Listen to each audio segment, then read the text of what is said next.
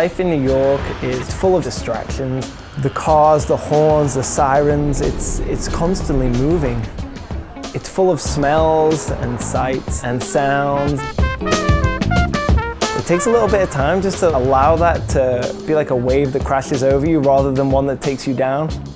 But once you're used to it, it's a beautiful place full of lots of hidden secrets that if you take the time to find them, they're there.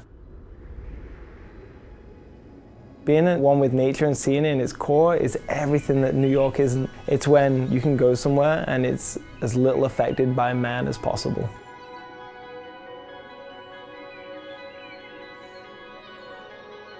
There's that duality between one of the busiest cities in the world, and you can find a little bit of solace in the parks.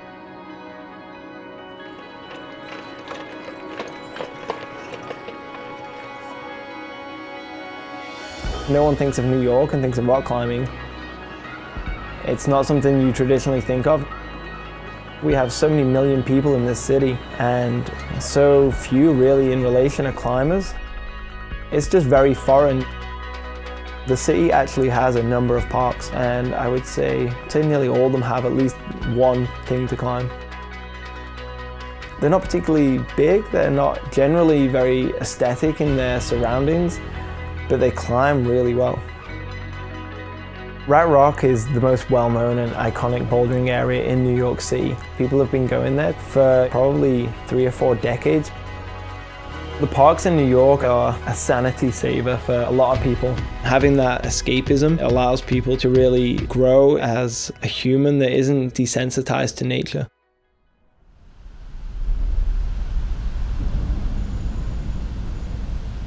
When I first moved to New York, I was pretty broke. I was living off savings and trying to get myself by, and I was looking for something to keep me occupied while I was trying to find my feet here. The guidebook idea came about because I found a need to find climbing in the city. I came to realize there was no way to find the boulders. I found the ones in Central Park, and I'd heard rumor of others. I'd also heard that people had spent 30 or 40 years talking about creating a guidebook and no one had done it. Knowing that I had some spare time, I decided to take it upon myself that I would do it. That was kind of the start of a 1.5 year process of exploring the city and looking for the potential. I started at the bottom, down in the financial district, and I began zigzagging my way from the bottom to the top.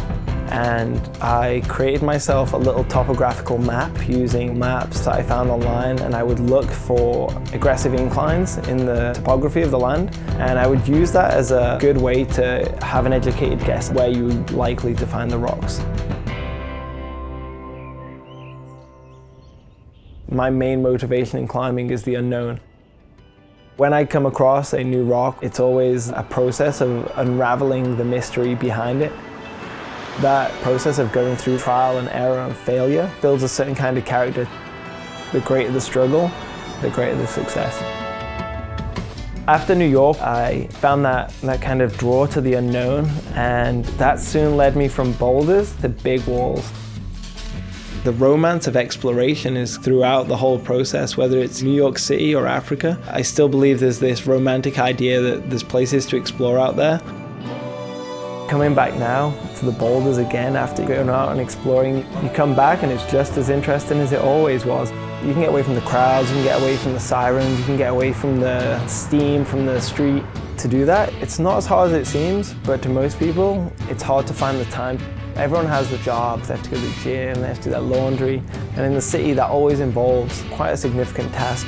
You can find a sense of nature right here in the city, you just have to look a little further.